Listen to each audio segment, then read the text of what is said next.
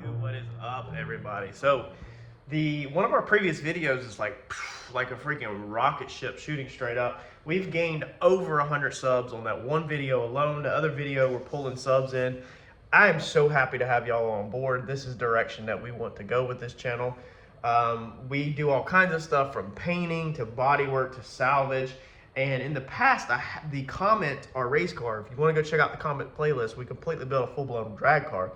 I wasn't able to touch on much of my custom side, I guess, or hot rodish custom side, because I had to watch weight, horsepower, the way it worked, stuff like that. This is way more creative, and I'm excited to have y'all on board and get to show you this project, basically what we're gonna do with it. So last night, this door kicked our freaking butt. Huge shout out to Mike. We've referred to him as Uncle Mike on this channel and on Turbo John's Racing YouTube channel. Check John's channel out also if you haven't, if you want something to watch. We refer to him as Uncle Mike. So he come over, we worked on this door, and it absolutely whooped our tail. I figured this thing was gonna go way faster, but there's a couple things that we learned quick. So as we had seen in the past, we learned quick that when we... Why is this door falling again? That's not what we learned. I'm just curious, why is it... Well, it's not falling much. Let's see here. Oh no, I guess it's still pretty solid. We learned quick that our section that we cut out of here, most of the time the section you cut out of here, you roll up to the top. This section is too fat, so we thought we were good. The face of this section, as you've seen in the past video, was pretty much perfect. I got to tweak this little edge right here. However, the inside was not perfect. So the depth on this channel over here, as you can see where we cut it, it gets way fatter up here. So the face was the correct thickness, but the width was not the correct thickness. This width matches more of this width down here. So we're having to basically cut this piece into two. We're having to use the face off of this section and the depth off of this section to get this piece. We stopped last night. We were tired. It was 9:40. It was hot, and we stopped. So I'm going to work on finishing this today, tacking in these pieces, and I'm going to have to clean up this MIG, which I'm really, really dreading. I probably will try to go ahead and weld it up from the inside while I'm right here and all this is open, because what I'm learning quick is that with the MIG, just like back here on the back window, is by the time I have grinded my MIG down, there's certain areas, such as this right here, that actually pretty much is cut through, almost like you're doing body work. So what I'm doing on this one is this week, and at night I'm gonna go back and I'm gonna remig it from the inside, because I haven't learned how to TIG yet. Now I have a nice TIG unit. It's a prime weld. We built the race car hot side on this channel. My buddy Brandon, shout out to him. He did the hot side here at the house with this welder, and it worked amazing. However, I have no TIG experience, and I'm excited to build this project, and I don't want to slow down to learn TIG on sheet metal, because that's the hardest. So whenever we finally make it to thicker steel, such as the frame and bracketry and stuff like that, I'll pick up the TIG machine and do it, whereas it's not as easy to burn through as on the sheet metal. Some of this sheet metal like this right here, you get one shot at this. If you start burning big holes in these body lines, dude, you're screwed. Like, I mean, unless you got another piece of section in, you're really gonna mess yourself up. So I'm sticking with what I know, what's tried and true, and what I can do, and I'm having to grind it out. But what I've learned is by the time you grind it out, there ain't much left. So I'm going from the inside, remaking it up to add some strength back in from where I cut it down. And then that's what I said on these doors. I'll go ahead and do the same thing real fast this morning. I'll go ahead and try to pop some MIG on the inside of this.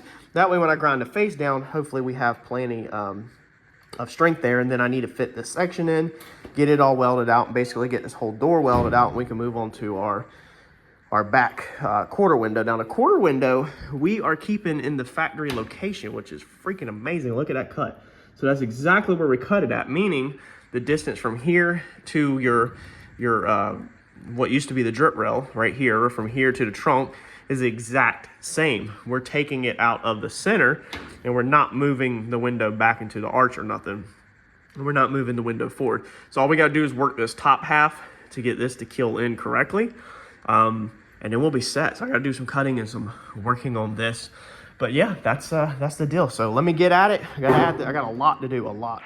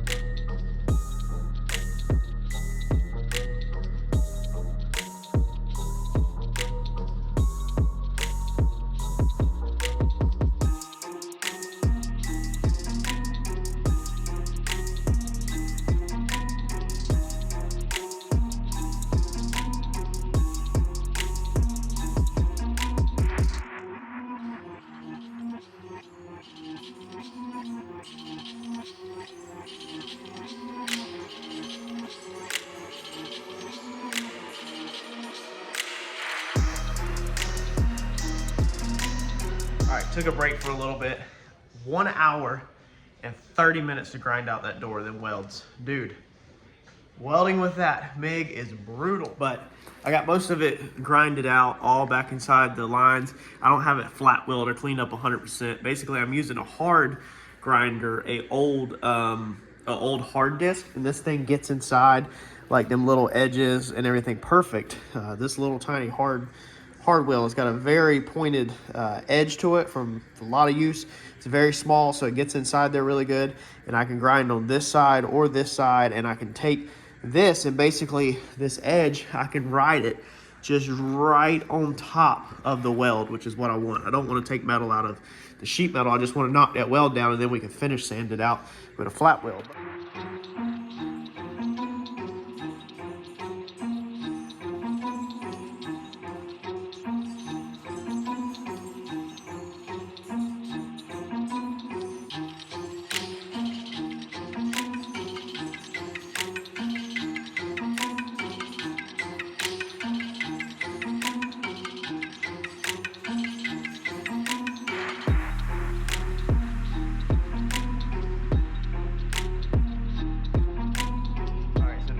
Sunday afternoon, no fancy photography. I'm enjoying. Sometimes when you're a YouTuber, you forget what it's like to just work at your own pace and just enjoy it and not worry about this guy right here. This guy right here, we spend a lot of time thinking about it, moving it, setting it up, stuff like that.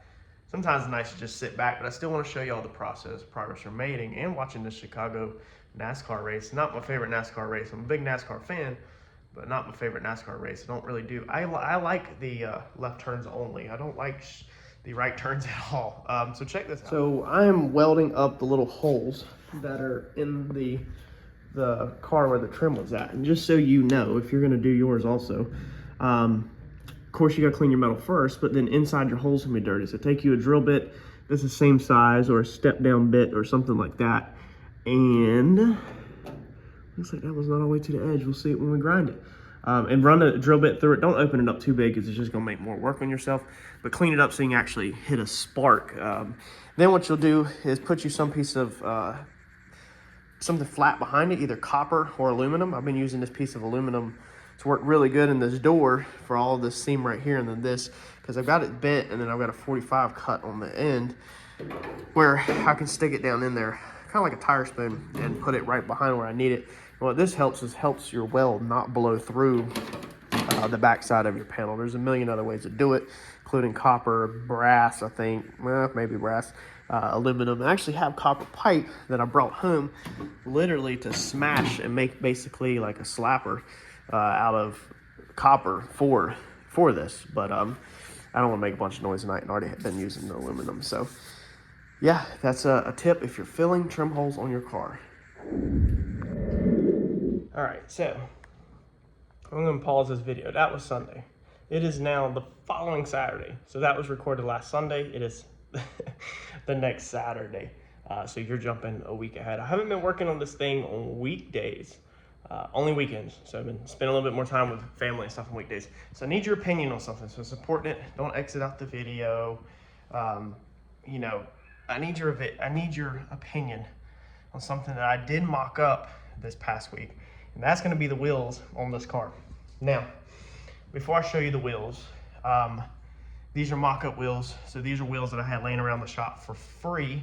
So these are not the wheels that we are purchasing for the vehicle. These are shapes. So what we're doing is we're looking at shapes and sizes, and we're doing mock-up, and we're trying to figure out the style that we're going to go with. Now, if you've noticed, over there you can actually see some of the wheels, one of the wheels there. We've got something under a blanket over there. What's that? Appears to be on a engine lift cherry picker. So, and listen to me. The next video is going to be what motor this car is getting, because we have changed routes, and as you can see, that's a big puppy over there, real big puppy. So your opinion may change on the wheels on the next video that you see of the engine. But for right now, let's jump to these wheels. Let me explain to y'all the look we're going for and what we're doing. and then y'all give me the feedback in the comment section below, please, on what wheel you think, and possibly even why if you want to, but at least what wheel shape size that you think. Okay, remember, these are not the wheels that we're going with. These are not the tires we're going with. These are sizes and shapes. All right, so the first mock-up side, this is going to be a 22. Now, I said we were doing this car on a 26, all right? However, that was before this over here happened. So this whole build has changed. The chop is still the same. The exterior looks are still the same. It's still getting bagged. It's still getting a back seat. It's still going to go to the gas station and get pump gas. It's still going to be a daily driver with this guy over here. It should be extremely fun to drive, but we're changing the whole build basically, besides the appearance of the body, and I think you're going to love it. So I want you to stay tuned for that next video. Please go ahead and subscribe, smash the notification button. I want y'all on board. I'm going to give you a sneak peek of this side. I want y'all on board with this build, okay? I want you on board with it, and I want you to be a part of it, and I want y'all to be able to come to car shows or whatever and meet up and, you know, say that you were either you followed the journey or you gave a little input, whatever the situation may be. So what we have is a 22 over here, all right? And this is going to be a 245, I think. This is not a rubber band, but it's a lower profile. As you can see right here, our fender is off the ground, okay? So this 245 is actually holding this front end up. As you can see, it's supposed to be down there on that rust line, but it's not. So it's a little, that tire is a little thick. Now, I don't want to spoil it. I have some opinions on what kind of tire I'm gonna go with. And one option is gonna be this, the same size as it is now. And the other option, we can go down to more of a rubber band with the 22 or even a rubber band with the 24 and get that back down. With the build changing in the direction of the item that's over here, okay, we are going to keep the lower rockers in it now. So we're going to completely rebuild these lower rockers, and we need the car to stay at this height. So there's a couple reasons you're going to see in the next video. This will be slammed height, so the rockers will still be on the ground, and it will make the fenders fit. Now, if I do go with one of these size tires, we will talk about that in the future. We might have to bulge this fender up just a little at the top, basically to get a little bit more arch in it, in this area right here, to be able to clear this. But your opinion here is a 22 and basically a 22, and then we will pick, or we will figure out, I kind of know what direction I'm going possibly, what kind of tire and what size of tire in the future, 22 or 24. Basically a big rim, 22, 24, that's not a big rim, that's factory sizes on Denali's and stuff nowadays. But basically the rim look, should we do the rim look, on the front end, we are gonna take and we're gonna find one more of these bars, okay? So I'm been looking for one more of these bars. We're gonna extend this factory sheet metal down, okay, to about right here probably. We're gonna add one more bar. So whatever the space between these two bars are, we're gonna match that and add one more bar and then the chin spoiler. So by adding another bar to the front, it will make this this look factory, as my thoughts right now, unless we change. But we were gonna add a bar, lower, make a carbon chin spoiler, and that's gonna drop the front end down. So I can take up this distance right here, is not a big deal. We will have this thing laying on the front whenever we're done. And like I said, we'll get this back down. Or, this is where it's very important that you need to smash that notification button, and you've got to catch the next video, because boop, what's underneath this blanket over here is probably, it might not be what you're expecting. If you're on my Facebook or the Instagram, if you're on the Instagram, sometimes you get sneak peeks of stuff. And obviously if you're on the Facebook, then you're in my personal life and you know what I'm searching for. Don't ruin it for everybody else, please. You know, if you already know what's probably underneath that blanket, based off of my personal Facebook or something, then don't ruin it for everybody else. Let's let some people legitimately guess that know it. But the other option is going to be a 15-inch rim. Again, I don't know the style 100%, and a 30-inch tire. Now, the 30-inch tire would definitely, I can go ahead and tell you 100%, it would be a mud tire. Well, 95%, 75%, it'd be a mud tire or an all-terrain. So this is a BFG all-terrain. So Gas Monkey Garage, if you remember, Richard had the Mustang that was on the BFG's all-terrains, and it was lifted. Now, I don't like lifted cars. This front end is, like I said, too high. We're gonna have ours slammed. So let's focus on this look right here. But this gives it, in my opinion, that old classic car with the mud tires. You know, back in the day, there was a bunch of dirt roads, and you know, they had to have a little bit, sometimes a little bit more of aggressive tire. The mud tire obviously would be over the top aggressive, but I feel like the BFG might be a pretty decent option. This 30 fits amazing. You can actually see that on this side, the fender is lower than the line is supposed to be. I've got a decking board wedged underneath there to keep the fender up that high. So the 30 fits perfectly fine. We can get it out. It's not a big deal. And then the 15s, we can either go with the smoothie old school style with the moon hubcap things in there, or I'll probably go with maybe something like a Mickey Thompson bullet hole, or something that classic, you know, off-roadish look. I don't think I'm interested in 16s, 17s, 18s, 19s, 20s, nothing like that. I don't think, as of right now, it's either go big rims or let's keep it old school 15 and 30s, maybe even 31s, and maybe even a really aggressive tire like a Super Swamper Bogger or something like that. I know you're probably like, this don't make sense to you right now. That's why it's so important to make sure you turn on that notification button, because when that next video drops, you're gonna understand this build, and I hope y'all are as stoked as I am about it. So that's your sneak peek. Right now, we're gonna close out this video. I need some feedback in the comments of where you're at right now on your thoughts. I know if you can't see things like I can see things and vision things, then it might be a little hard for you to vision them like I can. But at the moment, what's your thoughts on where we need to go with this? The 22 absolutely looks freaking huge in this car. The 26s would have been a freaking monster. And like I said, what we're about to do, we're not going to do the 26s or anything like that. We're leaning more, I'll go ahead and give you a hint. We're leaning more towards the rat rod, hot rod style. It's not a rat rod because this thing's gonna be flawless, like Barrett Jackson, flawless when I'm done with it. But we're leaning more towards the true hot rod, traditional hot rod car show kind of build, and not the racetrack build. Smash that like button for me.